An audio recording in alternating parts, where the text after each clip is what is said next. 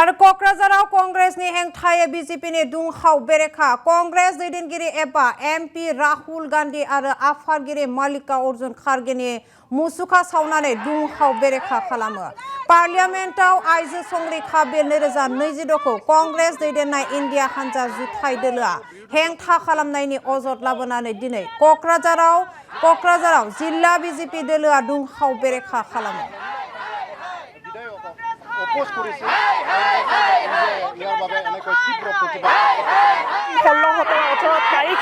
Women रिजार्वेशन बिलखन जिखन उत्थापन হৈছিলে কাৰ্যকৰী হবৰ বাবে যেটো সমৰ্থন লাগিছিলে 2/3 সেই সমৰ্থনটো কংগ্ৰেছ দল আৰু তেওঁলোকৰ ইণ্ডিয়া এলায়েন্সৰ সহযোগী দল ডিএমকে তৃণমূল কংগ্ৰেছ সমাজবাদী পাৰ্টি তেওঁলোকে এইটো সমৰ্থন নকৰাৰ ফলত বিলখন পাছ নহলে। আপোনালোকে জানে 2023 চনত যি এই বিলখন আহিছিলে মহিলা আৰক্ষণৰ যিখন বিল আহিছিলে সেইখনৰ লগত দুটি কথা সংলগ্ন আছিল। আপোনালোকে জানে যে এই বিলখন তেতিয়া কাৰ্যকৰী হ'ব যেতিয়া সেন্সাস হ'ব, সেন্সাসৰ পিছত ডিলিমিটেশন হ'ব।